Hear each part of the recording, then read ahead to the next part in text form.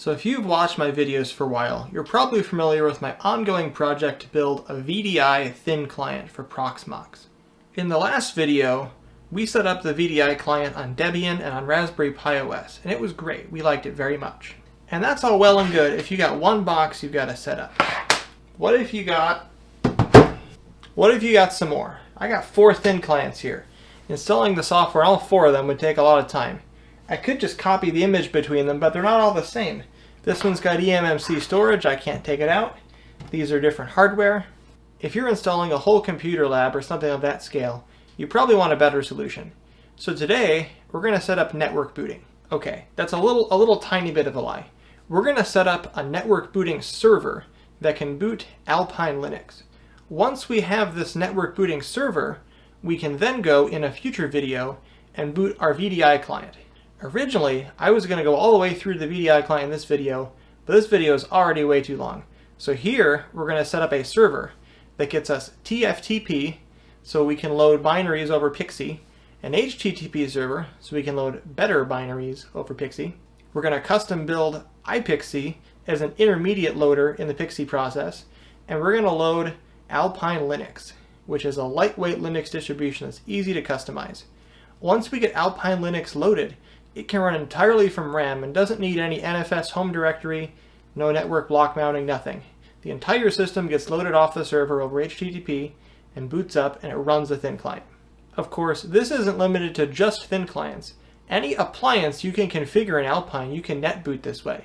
If you want to netboot your Firefox kiosk or maybe a Remmina server for remote desktop protocol, all of that can be done too. So today we're using Alpine Linux for the thin client, and so I've decided to use Alpine Linux for the server as well. We could have used Ubuntu, but I like Alpine, it's nice. So they have a number of different versions available here, standard, extended, etc. We're going to end up downloading the netboot image later, but for now we're going to download the extended version.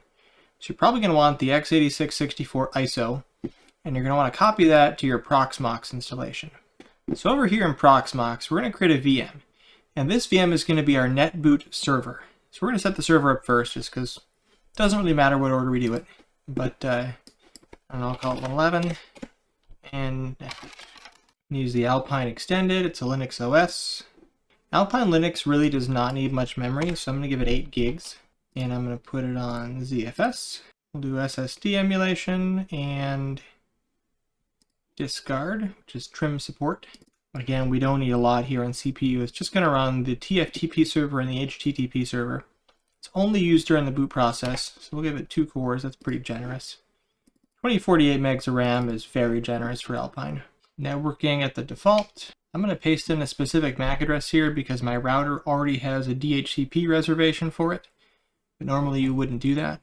Let's go.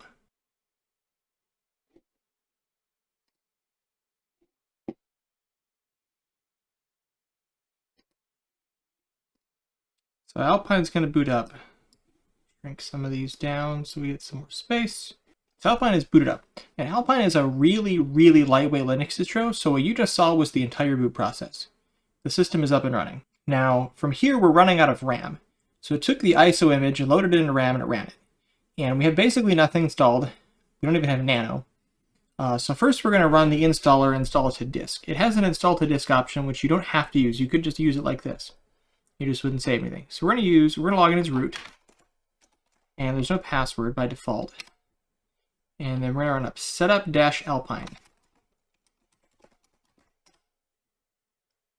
So ask for a keyboard layout, which is US in my case. Is there a specific one? No, US. Enter the host name. We're going to call this guy netboot. And ETH0, yes. Initialize ETH0, yes. DHCP. No manual network configuration. Got an IP address of .1.55, which is good. We'll need that later. We need to give it a root password. So this is the password for our server. So it's going to be a password that's going to stay around for a while.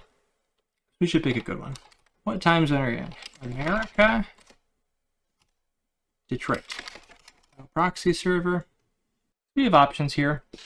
This is to choose our mirror. We could choose one randomly, we could choose the fastest one, or we could choose a specific one we like. So I'm going to hit F to choose the fastest one. And it's basically going to download a little bit from each mirror and see which one has the lowest ping. Okay, so now it asks what SSH server we want. And you could choose OpenSSH or Dropbear or none.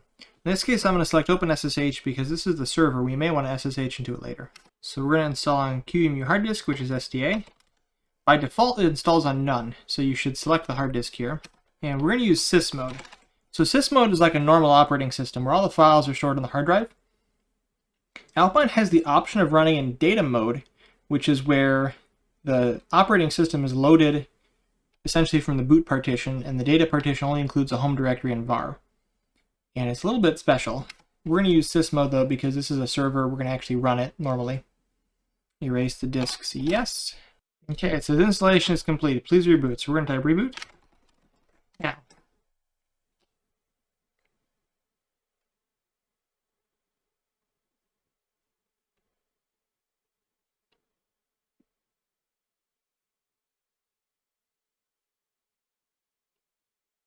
So it's taking a little bit longer to boot because I had to get an IP address, but it's already up and running. Like, that was fast.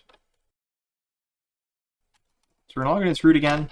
And before we switch over to SSH so you guys can get a better view, we have a couple things we got to do. So first we have to tell SSH to allow root login by password. And that way we can log in by password. And in order to do that, we need a text editor. And so we're going to install Nano. And the package manager in Alpine is called APK. So we're going to say APK add, and we're going to add Nano. Done. Now we're going to edit the SSH config. So nano /etc/ssh/sshd_config. And we're going to look for the line that says permit root access. Permit root login. There we go, permit root login. So it says prohibit password, which means key only, and we're going to change that to yes. That'll allow us to log in with a password. I'm only going to do this because it's much easier for me to film with PuTTY than with this terminal, but you should probably change this back to none as soon as you're done. Okay, now I'm going to reboot again. Could just restart the SSH server, but it's just as fast to reboot. Okay, so hopefully you guys can see the commands better this time because I can zoom in a lot more on PuTTY. We're going to log in as root again. So now we need to add the community repo. So there's several different repos you can add in Alpine. By default, it adds main. So we're going to edit the APK repositories file. So nano etc APK repositories. And so you can see there's media CD-ROM, but that's commented out because we no longer have the CD-ROM attached. And the one we want to add is the community. So we have Alpine Linux, v3.15 main, and community. And you see it randomly found this mirrors.giganet.com. Happened to be the fastest for me. So we'll save that. So now we have a couple different services we need to set up on this box. We need to set up the TFTP server, we need to set up iPXE, and we need to set up the HTTP server. And we can really do that in any order, but I'm going to start with the HTTP server. So I've decided to use Nginx because in the future I may want to use CGI scripts to configure what gets booted by what client. But for now we're just going to use just a basic web server. So we're going to again use APK, add Nginx. Yeah, that was fast. So we're going to add a user called www, and that's going to run Nginx. So add user -d -g. So we get a group, and we get a user. We're going to put the web directory in serve www, and we're going to own that to the web server. And we also own var lib nginx. Okay. Now Nginx comes with a default config file which will 404 everything. So we're going to move it to a backup and then write our own config file. So the current config file is etc nginx nginx.conf. And we're going to move it to etc nginx nginx.conf.back. What? Did I spell it wrong? I spelled it wrong. I'll do that again.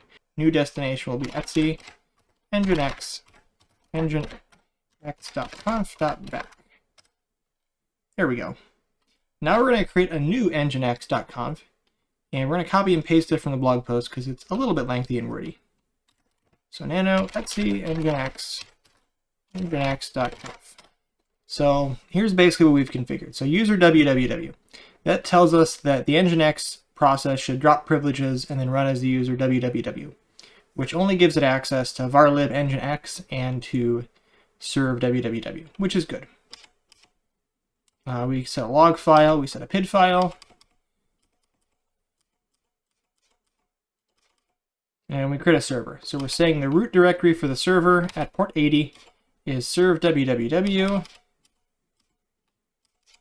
and any error requests go to the nginx default error page, and that's it. So pretty basic, about as basic as you can get for nginx. Save that. So now we need to tell nginx to run a boot, and Alpine Linux uses OpenRC as the init system, so we say rc-update add nginx. And we can also start it while we're at it. RC service nginx start. Now let's try to load a web page. So if I go to the IP address of the server port 80, I get a 403 forbidden because there's no index.html. But we know the server is up and running. So got the web server down. So now the web server is up and running, we need to download the Alpine Linux Netboot files and put them on the web server. So essentially what's going to happen is we're going to load iPXE over the PXE protocol using TFTP. TFTP is incredibly slow and unreliable. So as soon as it loads iPXE, iPXE is going to go and load all of its subsequent files over HTTP. That means now that we have the web server, we can put the Alpine Linux Netboot files into the web directory. So back over here, I'm going to take the Netboot image here, and I'm going to copy the link. Copy link. So I got the link copied on my clipboard now. So I cd'd into serve www. There's nothing there. We're going to wget the file. It's going to download. So now we have that one tar file. So now we need to untar it.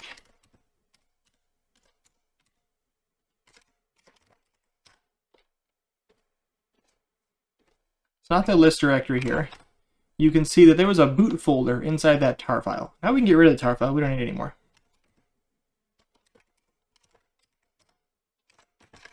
So what's in the boot folder? So we got a couple files here. We have the classic vmlinas, which is the kernel. We have initramfs, which is the initRD. We have a third file called modloop. So modloop is essentially another initRD that contains all the kernel modules. And between these three files, vmlinas, initramfs, and modloop, we have a fully functional system. The system can boot, the system has a root user, etc. There's also two versions of it, virt and LTS. The difference is that the virt image is compiled with only support for the basic hardware that you'd see in a virtualization environment, such as the common para-virtualized network cards and the really common Intel E1000 NIC, and basically nothing else. So if you're working on virtualized hardware, the virt image is a lot smaller. If you're working on real hardware, then the LTS image is what you want. So now that we've downloaded Alpine into the web directory, now we can set up the TFTP server. So we're gonna again call on our friend APK, add TFTP HPA. Boom, done. Then we're going to tell it to start. So rc update add in.tftpd. And we're also going to start it right now. rc service in.tftpd. So by default, with this package, the root directory for the TFTP server is var tftp boot. So tftp boot. It's currently empty. And the server is going to chroot itself into that directory. So although it's running as root, it's moved its root directory. So we can't symlink files into var tftp boot because it won't have access to them if they traverse up the directory tree. So later on, we're going to end up copying files into this folder instead. So the next piece of software we need is called iPXE. So iPXE is an alternative PXE firmware. It was originally designed to replace PXE ROMs and network cards. But really what you do now is you chain load with it. So a little description of chain loading. What basically happens here is we write a script for iPXE, and iPXE can do a whole lot of things. And so we write a script that configures how you want the boot process to work. and we do a custom build of iPXE that includes our script built in, and we deploy that as our PXE image. When the network card on the device goes to load the PXE, it'll find the next server in the file name, it'll load the file name over TFTP, and that'll be iPXE. So instead of loading Linux directly, it's going to load iPXE, and then iPXE is going to load Linux. And that gives us a lot of flexibility in how we can configure the boot process. Now, another thing we could do is we could tell iPXE to go out to the web server and download a script file and run that. Or we could hard code our entire script file into iPXE and build it. And for simplicity today, I'm going to hard code our entire script into iPXE when we compile it. But if you have a more complex setup, you could have iPXE load a specific script file from the web server and include things like its MAC address in the URL, so that a process running on the server, like Python or PHP or something, could look up what script it should return for that particular device. But we're not going to do that today. We're just going to do something basic. So going back over to PuTTY, we need a bunch of stuff from APK. So APK, add, so we need git, make, minutils, mtools, Perl, xzdev, and libcdev. That should be everything we need. GCC, we need GCC.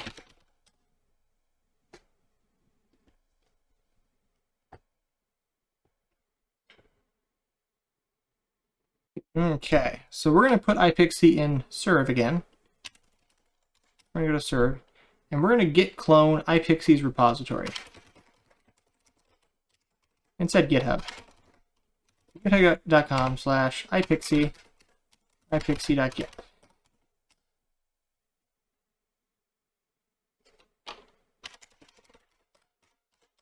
So now we have iPXE, but there's really nothing in here. Everything's in the source folder. So here is the code for iPXE. Now what we're going to do is in this source folder, we're going to create a script. It's going to be called netboot.iPXE. This is going to do the entire boot process for Alpine. And we're going to take this script and we're going to compile it into iPXE so iPXE has it loaded. So here we pasted it in. I'm going to run through what this script does. So first thing we do is we call DHCP. And that tells iPXE to get an IP address, get the next server, which is one of the fields the DHCP server should return, and the boot file name. So I just print all that information out. So next server is the DHCP field that tells it what server to boot from. File name is the boot file name. Got the MAC address and the IP address. We're going to use the LTS flavor because we're running on real hardware, so we've set that variable. This is the Linux command line.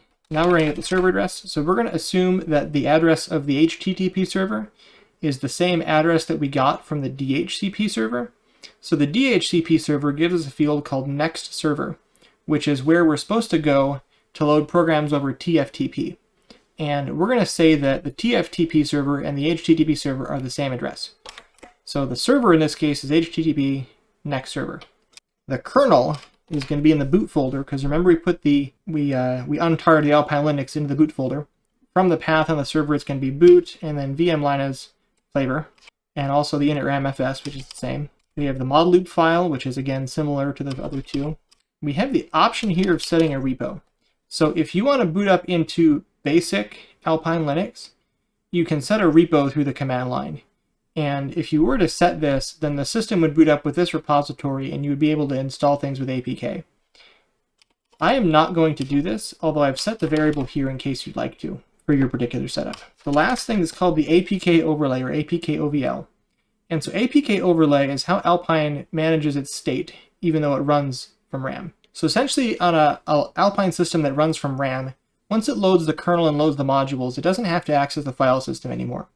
And so you could be adding packages and installing things and changing configuration, and none of that would be saved because it's in RAM.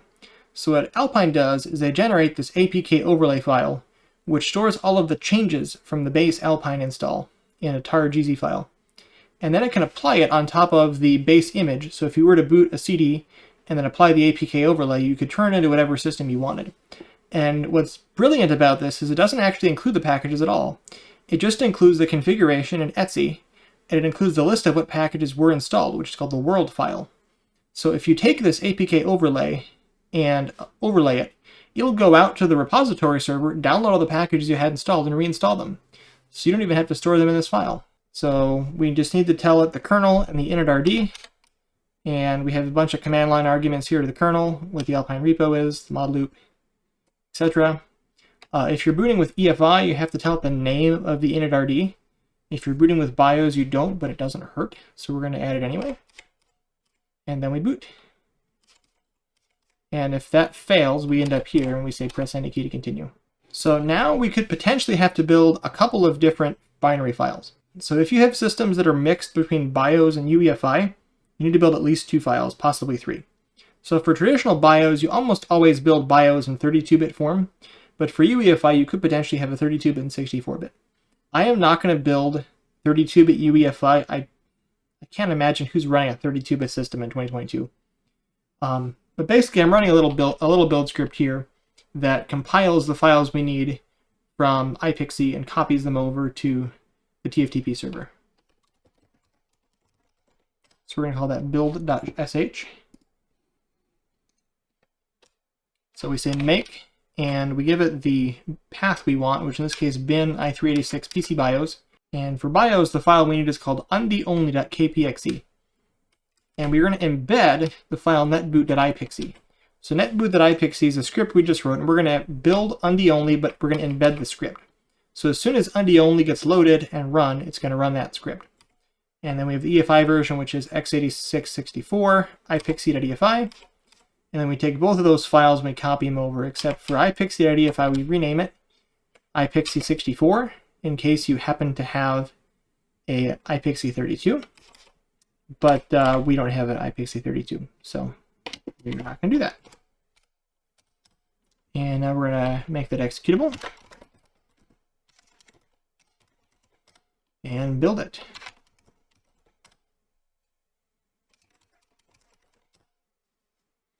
And this might take a while. Okay, so we finished. We got these 2 files, iPXE64 and undeonly, in our TFTP boot folder. So now we are done setting up the Netboot server. So while we let that build real quick, I'm going to show you what we have to change in our router.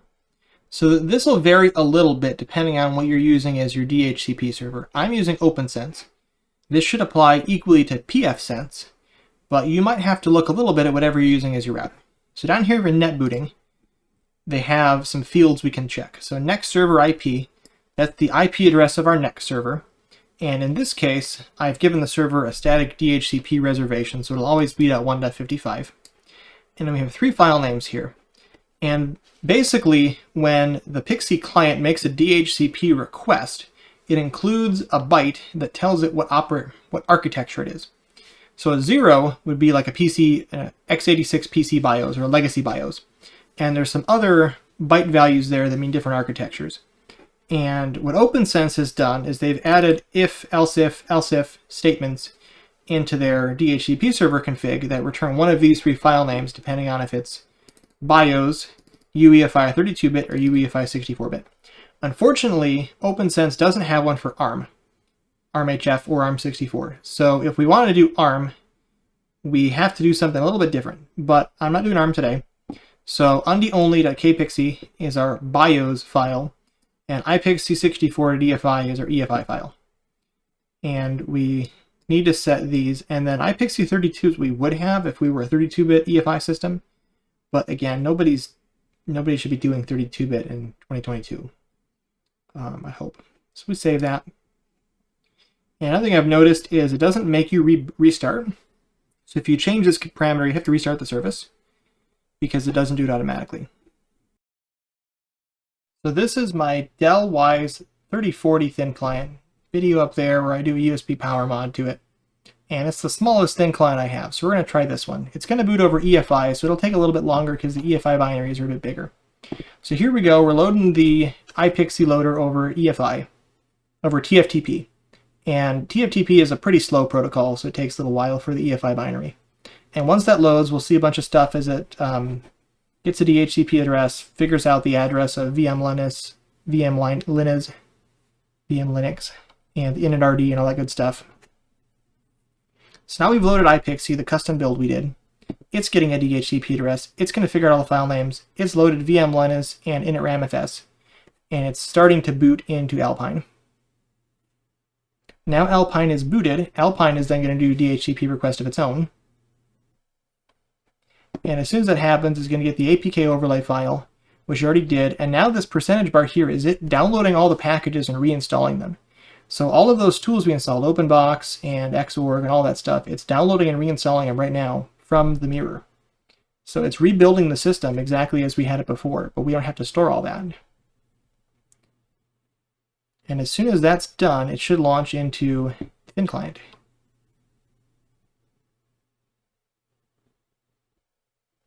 There we go. Now it's switched to graphical mode. X has started up. And we got a mouse. And we got a VDI client. So I hope you liked the video today. I have a video coming up where I'm going to take this Netboot server with Alpine Linux and configure it as a Proxmox VDI client. You've already seen some sneak peeks of that in this video. If you have any other applications of Alpine Linux, any appliances you'd like to see, let me know in the comments. I'd love to show you how to make those too. So no sneak peeks over there yet, but I'm sure you guys will stay tuned for future videos where we get the Proxmox VDI client up and running with network booting. Thanks for watching. Don't forget to like and subscribe. See you on the next adventure.